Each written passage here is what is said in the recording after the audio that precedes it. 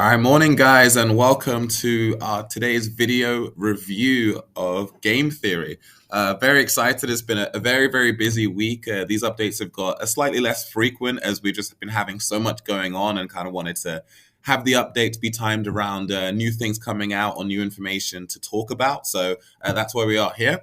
I would start off like we always do by just going through the statistics. So we get to head over to our new website and check it out. So in terms of total value locked, you can see there just over 1.3 million in TVL. And especially given how the current market is doing, is like we're showing a lot of robustness and kind of seem to have found a nice stable point there. If we head over to the stats of the two different tokens, so we can see how Game and Theory are doing price-wise, $1.05 and 44.32. Liquidity, we're over $500,000 in liquidity now for Game, so 532,000, over 200,000 for Theory at 230,000 there. In terms of the treasury, so we've had the NFT mint pause for the past couple of weeks, which we'll talk about in a little bit later. So we're seeing about $11,000 in stablecoins in the treasury. That doesn't include all of the game that's in the treasury, all of the theory that's in the treasury, all of the protocol-owned liquidity of liquidity pool tokens that's in the treasury. So there's a ton more in there, but that's just purely what we have holding in stablecoins. In terms of unique holders, so that's just been steadily increasing.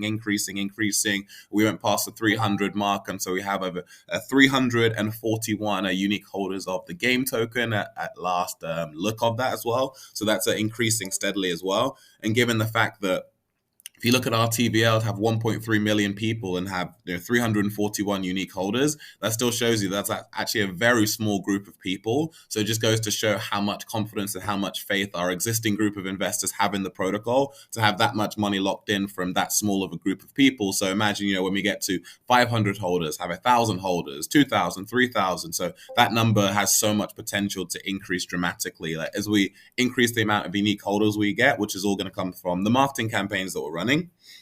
In terms of the NFTs, obviously they've been paused for a couple of weeks. That number is held steady, and the NFT minting is going to be coming live within the next 24 hours. So that'll be very exciting as well, and give all the new people who come into the protocol a chance to be able to get those Generation 1 NFTs. In terms of our social groups, so that just keeps on increasing. So our Discord, we're over 1,300 now, 1,340 people at last check. And on our Twitter too, that just keeps steadily increasing, especially as we have more presence on Twitter. So we're over 500 followers now, 534 Twitter followers. We head over to the total value locked ranking list. So you can see that we're just over 1.3 million. So if anyone hasn't seen this yet, this kind of from DeFi Llama, it shows the majority of the seniorage protocols to kind of, you can see what the total value locked is of them. So at the top, you have Savannah Finance, which is on Chronos. That's a 420 million. Tomb Finance itself, which is kind of like one of the first really highly successful seniorage protocol, they're at sitting at about 300 million right now. So if you go down, so where we would be fitting in, so we've climbed up. Like when we first were doing this, we were like down here in the 20s mark, but now at 1.3 million, we would be sitting at the number 14 spot, right in between Two Ohm Finance and Scarab Finance. So those are two like very well known and like high level projects in this space. So the fact that within just a month we'd be sitting, in the top 15 of all the seniorage protocols just goes to show like what we've been able to do and the strength of our community. And we have so many more things planned in the future. So I just see us steadily keeping on increasing, getting into the top 10. That would require us being over $4 million, like RiPay sitting at that number 10 spot. And then in the top 5, you got V3S, and that's sitting at 13.3 million. So those are some kind of nice benchmarks for us to look at. Our first goal is to have a real large presence in the seniorage space, because obviously all of this TVL that's in the space already understands those mechanics. And so that's our first goal. And then our next goal is to then be able to spread out and get more into the gaming community, get more into the outside crypto community. But our first goal is to become a really big protocol in this space. So those are our statistics. So just everything was really good, and especially given the market. I mean, if you looked at that list on DeFi Llama, you saw a lot of red there. It's like, Tomb Finance was only when we did this a couple of weeks ago, they were sitting at $500 million, and now they're sitting at 300 million. So there's been a lot of contraction across a lot of these different protocols, and the fact that we're going up overall while the market is going down, that just kind of shows how much confidence there is in our project and what we're building here at Game Theory.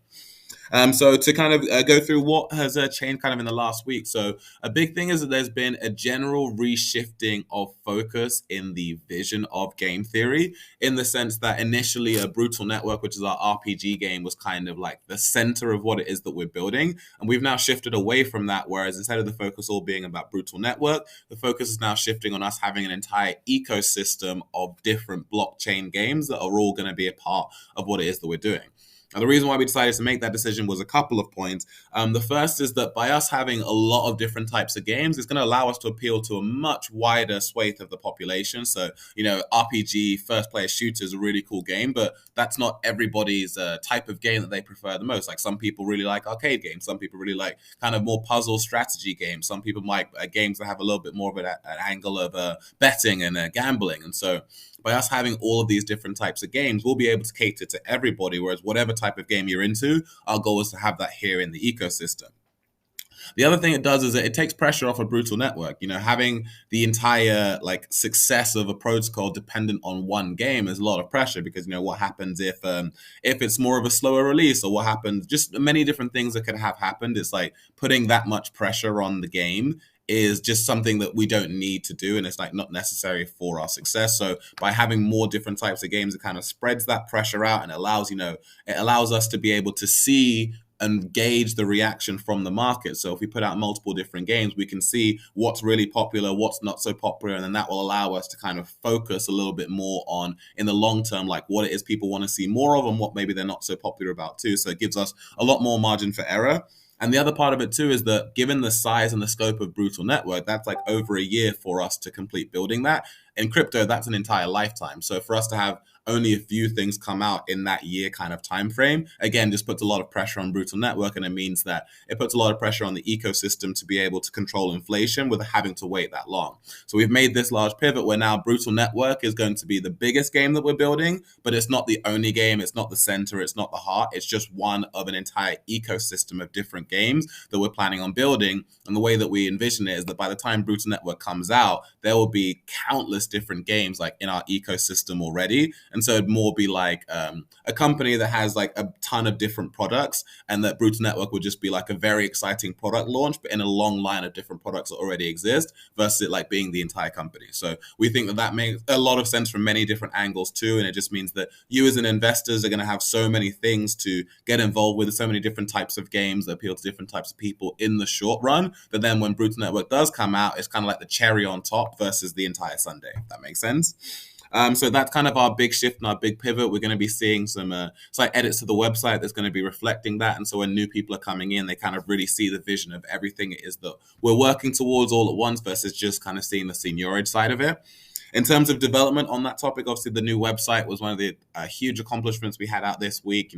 The feedback we've got on it has been almost universally incredibly positive. Like, it looks so different to other protocols. Like, when I'm actually going out and looking at other different seniorage projects as well, and it's like it almost feels like going backwards when I go onto their sites and kind of see it's a lot more functional and isn't as visually appealing. It's like our website is just such a great it's such a great user experience. And I think one of the reasons why it has that is because the developers that built it are also investors in game theory, and they were investors before we hired them as web developers. So they really are one of us. And so they really kind of did it as a labor of love to make the experience something that they would personally be happy to use. And I think you can really see that reflected in how the website works. So we're incredibly happy with how that's come out.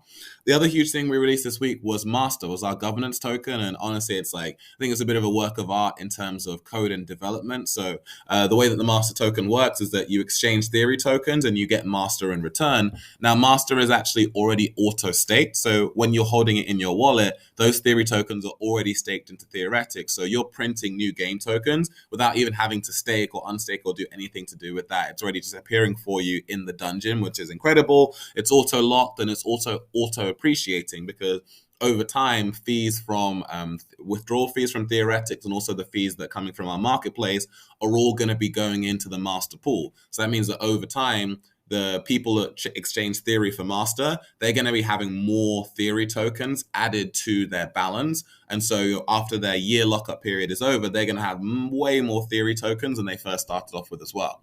And what that means is in the short term for them, before it's unlocked, they're going to be able to print a lot more game tokens than they would have done if they were just holding theory by itself. So and the benefits from having the master tokens is they get the appreciation in the price of master relative to the price of theory. They still get the ability to print game tokens, and they're going to be able to print a higher amount of tokens than they would have done if they just were held in theory.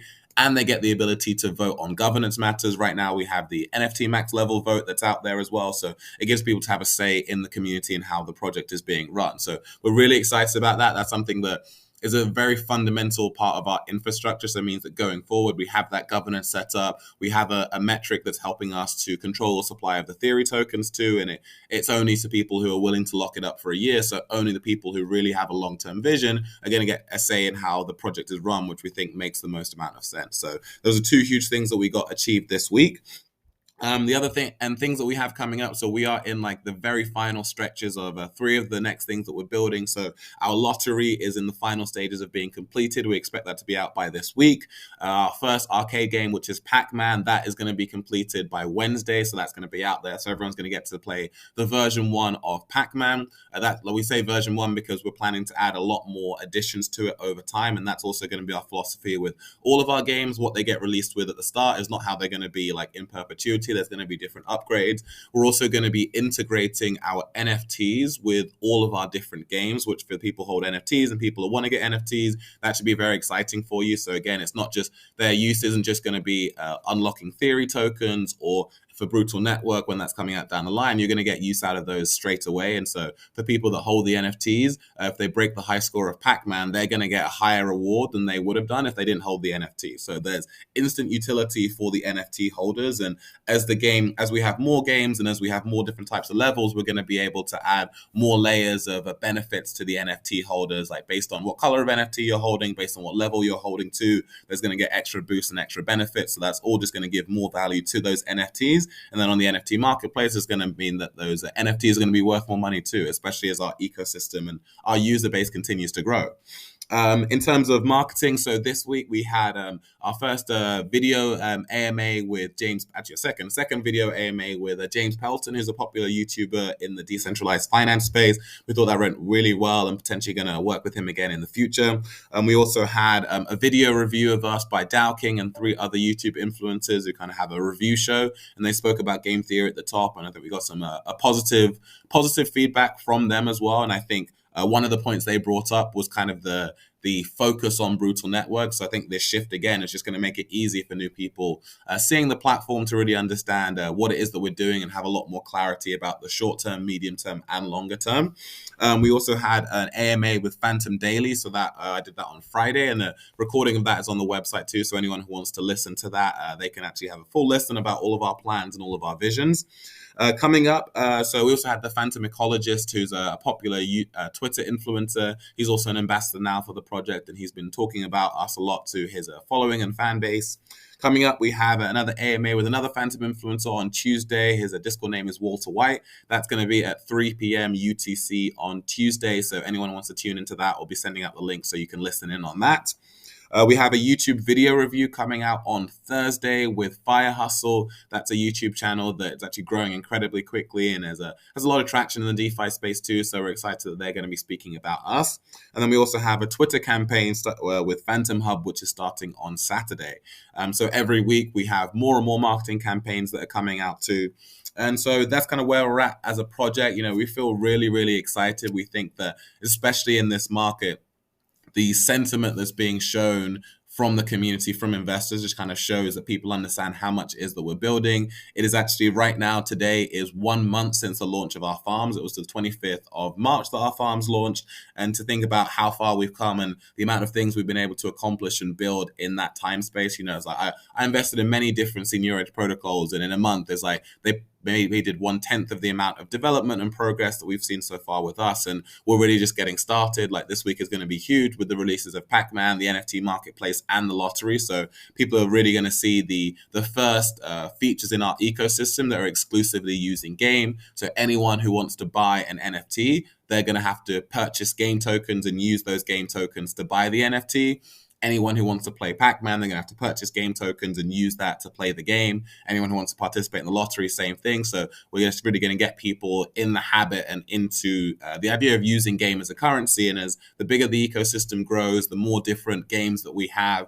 We're planning on having 3 different types of tiers of games. So you have kind of the smaller games, which would be a lot of the arcade games, which maybe they take like a week or 2 in terms of development time. You're going to have more like medium-term games. We're looking at different kind of puzzle and strategy games. We're looking at potentially Angry Birds. We're looking at bringing poker into the ecosystem. And then we have our longer term games would be more like the RPG games or larger games like that.